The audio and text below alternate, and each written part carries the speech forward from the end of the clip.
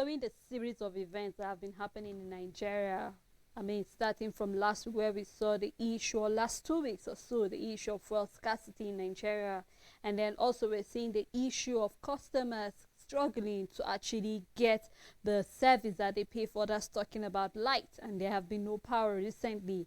And then we're waking up yesterday to circular, talking about CBN, talking about the fact that, there will be payment of 0.05% on cybersecurity levy. And then here again, we're seeing Labour giving the NERC ultimatum of 40, talking about to May 12, where we're looking at the issue of, they have to withdraw what we're talking about, the electricity tariff hike. I am Sarah Elisha. The program is Nigeria Now, where we keep you up to date with what is happening. Also, the CBN have brought out lists of numbers of banks that are legit and that you could actually bank with them, so you can do well to go through and be sure that your bank is actually being registered. And then I will be doing the program together with Rachel Tazi. Good afternoon, Rachel. Afternoon, How you doing? I'm fine. How about It's you? been a while. Yes, it's been a while. All right, let us go straight into the topic, starting with Labour giving a warning to the electricity company. The fact that we know that there have been an increase, talking about the electricity tariff. And then yesterday I saw there was a, will I say, going backward to those in Band A. They were actually paying over 200, and I think over 200. 206 Yeah, 260, and I think it has gone down to about 202.8 to a dollar in the payment for that. And I think that even though a number of people are saying that is not what Nigerians want, they just want the reversal totally.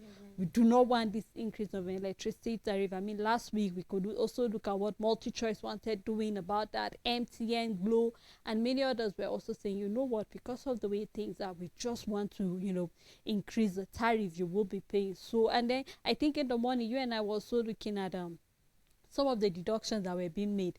I think eventually we'll talk about that when we go to CBN. But then now let's look at the issue of power presently in Nigeria, Rachel. I think if I'm to speak for Nigerians wouldn't have mind paying such a tariff if only we can see the light, if only we can see the power, if only we'll not wake up to see that we're having another Greek collapse again, if only we'll not hear the issue of vandalism coming up, if only so many things are working. Imagine on an environment or in Nigeria where you have constant light. So as an upcoming business, you know that your business will definitely thrive.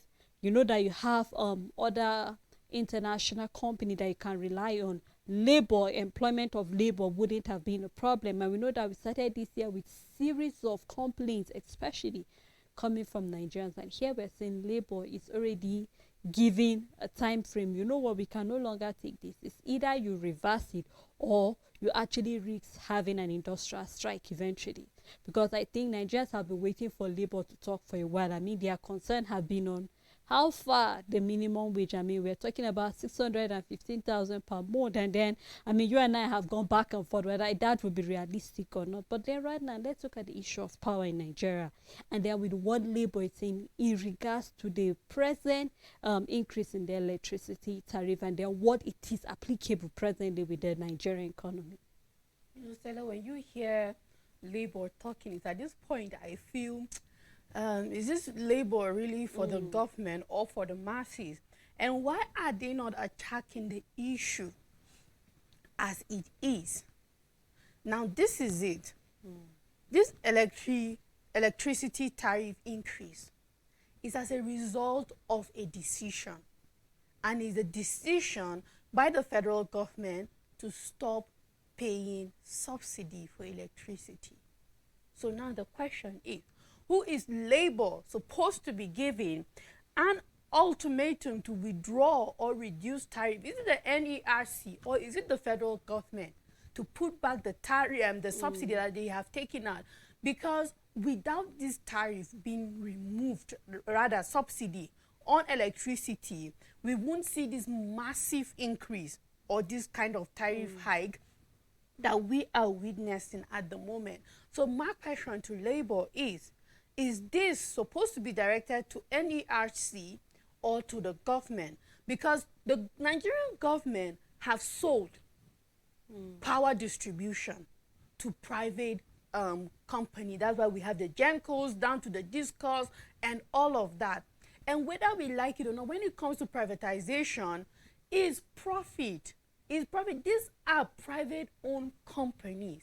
And whether we like it or not, they will run like a private company. They will look out for their profit, and they will not shelve the burden of their expenses on themselves, because there is no government whatsoever coming in. Where the government was stepping in the past is through this subsidy for electricity, and now you have taken it out because you are saying it's amounting to trillions of naira and we cannot afford it. And it's as a result of that, yes, did we have the NERC discourse saying there will be increase in electricity tariff 40%?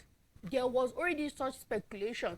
We saw that at the last quarter of 2024, but this 2023 rather, but this very massive one that happened is as a result of the removal of subsidy on power and electricity, and that is why we are there. So now, is our finger supposed to point back at the federal government or to NERC? Because without the federal government taking our subsidy, we won't be having this kind of massive tariff hike, and then we can go on and talk about it. So I just want Labour to really face where the problem is coming, exactly the real enemy. And then secondly, I believe that this whole categorization is a waste of time. I don't want to use it pointless. I don't want to say it's useless, but it's not done properly. That's what makes it a waste of time. If you want to categorize consumers, on what basis? Band A, Band B, Band C. What are your bases? The hours they give you the line. It doesn't make sense, Ele. Because you know what? Where the real category needs to come is consumption based on need. For example, businesses, are they on Band A? All business are supposed to be on Band A for them to what? Have it available, because we are seeing the struggle. So when you are categorizing, it's supposed to be businesses, and in that category also break it down. There are small, medium enterprises, and there are also big businesses, even for manufacturers that are using this. In fact, our megawatts don't allow industry to use our electricity. They may have it to run their office, but not when it comes to the machines, because power generation keeps going low. We see that, yes, on the TCN. So the megawatts that we're even generating is not even enough to power some machines. But we can leave it like that. Let's categorize it like that. Businesses, medium scale, because when you are having your meter, when you are drawing light, connecting to power and all of that, all of these things are being stated out there. You group these people because they need this light more to run their businesses. And then you can bring it down now to say, okay, this category, perhaps for like schools and all of that, you say, okay, school runs within this hour from 9 a.m. to so time. So schools or learning institutions don't really even our banking facilities and all of that. You put them on another this thing. Then we can come to households, for example. And even when it comes to the pricing, I'm not saying that household tariffs should be different, but you also look at it. Businesses also, you need to consider their tariff, because now they are in a situation where because of the strength of your electricity, they still have to run using generator or other power generating source and all of that, and they have to be able to put in money even to power generation, because this is how I see categorization should take place, in the way that it makes life easier for people. You can't just sit down and categorize people, consumers, based on how many hours. What for? What for? Well, already, it just seems that the Nigeria Electricity Regulatory Commission already have this thing planned out. Just like you said, why should we be having this band, different band A, band B, band C? I think till D, that is where it stops. And just like we said, it's based on the hours of light you are able to enjoy. And let's not forget, Richard, that not everybody is even using the prepaid meter. Not everybody. We have people that don't use the prepaid meter, so they are at liberty to use as many equipment as possible, as many machines as possible. Exactly. And then you have households that because you use a prepaid meter, you're very, very careful of what you use. Extremely cautious Where you'll about be what told, you you are know doing. what, the deep freezer seller, you are to on it while we're going to bed. Immediately waking up, you off it Yes. because it's taking. The TV set, please do not on the TV at the small parlor only. These are why All because of we're that. just you offsetting electric bulbs that you're not actually Mm. consuming. Right now, a number of Nigerian households have actually changed their Using bulbs power savers. because you need to look for power saving bulbs because of the Yeah. way things are. Rachel, just 2 days back, let me give a practical example that in my house we've consumed just 10,000 naira worth of units, and then it wasn't even up to 2 weeks. And then you just wake up in the middle of the night to a very hot weather, thank God for the rains that are here, and you realize that you know what, there's no light. So what am I trying to say? That is just one, and I know that many other Many, Nigerians can yes. actually relate to this. And just like you said, what is the reason behind putting certain people behind this? And are you really doing that? We saw a question in the morning. Are you paying for darkness or are you paying for light? Right, It's a yeah. question. Last week we saw where the Minister of Power is saying, you know what, if you do not get power, do not pay. But is that possible, Rachel? I mean, there are times where we see all of these workers going house by house, knocking and tell you, let us see your last pay, and so many other things of that nature. That is just for power. Eventually, we'll begin to see that for even water, Yeah. which you barely even see. So what are we trying to say? I think that, yes, it might look as if, I mean, Labour is out again, just one of their things, so that Nigerians will say that they are talking.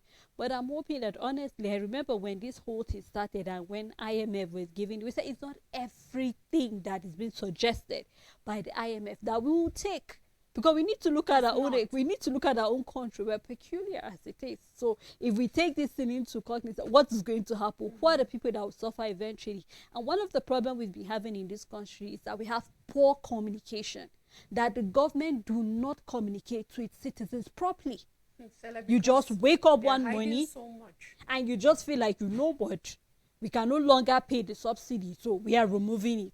So Nigerians bear the consequences for that. That is how it looks. Yeah. And eventually you have hiding no so choice much. but to pay. Why? Because you need the power, Rachel, for one thing or the other, whether you run a business or Or not. not, yeah.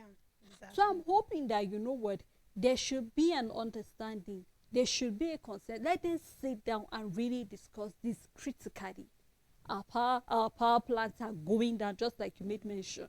So I'm hoping that, you know what, don't just increase our electricity tariff, but then we should get the power eventually. should So see. let us see what this warning that Labour is giving to the Nigeria Electricity Regulatory Commission. Let us see how far it will go, because 12th of May will be on Saturday. So Yeah. let us see how that turns out. Now, still in the same vein, yesterday, or that circular was on Monday, but it was yesterday, Nigerians actually had contact with the fact that, you know what, CBN will be introducing another new levy.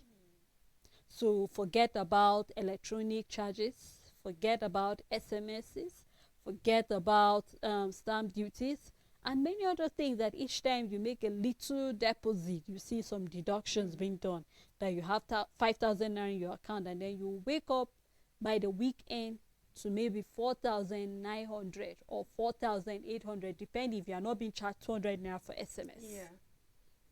Now we're saying that CBN is saying, you know what, henceforth, we'll be seeing 0.5% on every electronic transaction. Now, Nigerians are left again to pay. In the morning, we're looking at the Guardian newspaper where it made us a chart, and we're seeing the various charges or various things you need to make. For example, right now, if you walk into any bank and you ask for your statement of your bank statement, you have to pay 200 naira for that, whether you like it or not, and whether the 2 pages are filled up or not, and maybe you just needed just one transaction. Very few banks actually send your bank statement to you through your email for you to have contact with every month or every quarterly. Now here we're seeing that Syrup is not happy about that, and they are giving the federal government another ultimatum again, Rachel, 48 hours. So that is to say by Friday, Syrup is hoping that the federal government will reverse this. A number of people have given their own side of it. Experts, economics, analysts have actually given what they feel about this. And I know we started the conversation in the morning the fact that, I mean, you have your social media whereby you don't need to pay, or they have a way of making sure that, you know what, you're being protected from cyber crimes and all of that, and fraudsters and all of that nature. But here we're seeing CBN giving their own, the fact that, you know what, prepare yourself that by 20th, so that is to say in the next 2 weeks or so, you will start paying for that. Now, a number of Nigerians are not happy. Now, the question here will be, let's look at the timing, Rachel. Is the timing right for such a decision to be taken? Of course not. Secondly, the intention behind. What was the intent? What was CBN hoping to achieve with this? I'll still mention communication. Did CBN rightly communicate this? I was having a conversation and I was asking, there are certain policies we see that are being introduced, and I'm hoping to see that maybe this should pass through the Senate as our lawmakers, because this is going to be something that will affect Nigerians as a whole. Because I don't believe that this 0.5% is only for big businesses. It's for every. Yeah. So, for example, right now, if I'm hoping to get a 10 million naira for a business I'm hoping to run, I should just know that I'm departing with about 10,000 naira out of that money. Now, for reason for what? And we know that not only CBN doing this, CBN is working together with the security arm of the Nigerian government, because we've seen even where the EFCC chairman have come out to say he has been a victim of people, you know, defrauding him of his money online. We've had where banks have complained. We had when even institutes and schools have complained, you know what, our account have been hacked, so amount of money was being shifted. Now, what have the banking system put in place to make sure that this does not happen? Is the banking system telling us that, you know what, for all the time you've lost your money is because you've not been paying for security, cyber security leave, and that is why this thing has been happening? Because a number of things have been going through the minds of Nigerians, and Nigerians will need to know. I mean, CBN needs to come out and explain properly, because this is something that is new to Nigerians. It's very new. So you begin to wonder what really is happening. Why should I pay for my account to be protected so that I don't have people hacking into my account and going around with my money in a way that I do not understand? So I am hoping that, you know what, Rachel, just like I said, a number of questions around this. This is not well explained to the common man to really know what does this 0.5% cyber security levy, what does it really mean, and who is going to benefit at the end of the day. You see, Sarah, when you see such coming, we remember the last MPR meeting by the MPC, and this wasn't part of it, because anytime anything new is being decided, we saw that of the interest rate and then other things concerning how much there is the change operatives can exchange, sell for the percentage they can put, and all of that. And then this one is just coming out of nowhere without an NPC meeting and all of that. And of course, CBN is not independent. We can't place it like INEC, where it's an independent electoral commission. But the CBN is the federal government of Nigeria, the financial institute of the federal government of Nigeria. And where I'm coming from is that for such to go out, it has been approved by the federal government of Nigeria for us to say this, because it becomes a policy. It becomes a policy, whether we like it or not. And policies, Cardoso cannot just wake up and make a policy with that affects the exactly members, key members, exactly, and affects the entire life of a Nigerian. And then that's why I'm happy that Serap is not just suing Cardoso, but asking the federal government, we're giving you 48 hours to do something about it. And unlike Labour, we have Serap knowing who exactly the problem is, and facing them head on as it is. Now, when this came out yesterday, it wasn't really clear, and it was like, it was businesses when we had it breaking out yesterday. And I remember saying that, well, it's not only businesses that carry on mobile transaction, online transaction for funds. So we will have to wait and see, because you and I are most likely going to be affected by it. And now we are seeing it more that, of course, everybody is going to be affected by it. It's not just businesses, because as long as I make transaction online, as long as I make transaction online, I am also at the risk of being charged for that. Exactly. So you have a deduction of exactly 0.5%. Exactly, and I can risk getting what's the word, scammed, for example. So yes, it also applies to me. Now, there are different types of cybercrime, Sele. And the other one is you go to a site, a Ponzi site, for example, and a product looks legit online, and you intentionally put in your card's detail, made payment, you never got that good back, and that is also fraud. That is a cyber crime because someone has been deceived and money has been taken away from them. That is totally your responsibility. But, Sele, if my bank account should get hacked, for example, it is solely the responsibility of the bank. If GTCO should tell me 737 is the USSD code for transaction, and I use that code and my money disappears, it is their fault. If I go to the bank and they give me an app, for example, and I use it for my transaction and my money get lost out of the blue, it is the bank's responsibility. Same way, if I go to the ATM and I use my card for anything and my money got stolen or whatsoever, something happened mysteriously, or I wake up without any transaction, like you talked about your friend that 50,000 got missing mysteriously, it's solely the responsibility of the bank.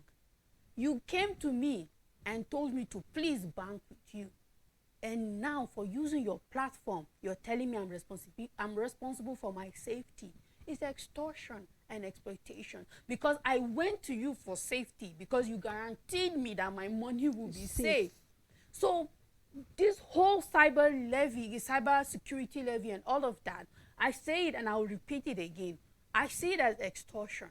I see it at the Central Bank of Nigeria bringing out means, you know what, to boost some revenue. We already saw some few breakdown of what it will mean when it comes to generating revenue for the federal government, for the Central Bank of Nigeria, and then that is what it means. If I do any transaction outside my bank and my money got stolen and all of that, that is my responsibility, because the bank didn't know I was about to do. But anything within the bank, it is the bank's responsibility. So why do I have to pay for a service that you were expected to give to me for banking with you, because you have guaranteed me that my money is going to be safe? You know, Richard, just like we said, honestly, this new policy coming from CBN is really ill-timed. It is. In every angle. I know we always say the fact that, I mean, these are certain things that should have been put in place. But sometimes you wonder if certain institutions think through certain decisions that they want to make. Because I believe that if CBN, and just like we said, not only the CBN, there are other board members, there are other key stakeholders that are involved in all of this. So just like you said, Cardoso cannot just wake up and do this alone. He definitely had people working with him. And for it to have from Monday till today, Wednesday, definitely the federal government is in support of this. But just like I asked, who is going to benefit at the end of the day? Definitely not Nigerians. Of course not. Because of what use? I mean, deduction, how will I benefit from it? I'm paying for stamp duty that I'm yet to even see that money being used. Remember last year also, there have been a back and forth concerning the stamp duty that have been, who uses it, how is that money supposed to be used? And so just like we said, we are hoping that, you know what, when the federal government wants to bring out a certain policy, we really need clear communication, Richard, because believe you me, you and I know that in a day you can have more than 2 transactions. You need to make a transfer to here. You need to pay certain bills. You need to recharge your phone. You need to. So tell me, Rachel, for every transaction, I have to pay 0.05%. Yeah. And don't this is the question. 7.5% VAT on our transactions and everything that we So do. let's not even go there, Richard. That's another thing entirely. So is it 0.5% going to be monthly? Is it going to be quarterly? You said on transactions. So you said transaction. Automatically, Rachel, for every transaction, there's a deduction. So I'm hoping that, just like I said, this is not clearly communicated. So I'm hoping that the CBN will take out its time, the same way they brought out that circular. They should go back and the same way explain This have always been the issue with having. We saw electoral laws. They are not being well explained. Later we'll come out and hear Abuja Yes. is involved, Abuja is not involved, and all of that. So these are part of those things that we have certain laws that are not well spelled out. I know that talking about the Cyber Act, it's been there in Nigeria for a while. I mean, since 2015 or so, it has been passed and all of that. But this is totally new to Nigerians, and I'm hoping that the CBN will take its time. But let us wait and see what will happen in the next 48 hours. That would determine whether we will talk with or against the federal government, Rachel. Yes. Well, thank you so much for You're doing this with welcome, me. Celine. And also, thank you to our viewers. Thank you to our supporters for keeping this time with us on Nigeria Now. We look forward to discussing more pressing issues again tomorrow. Do have a great day ahead.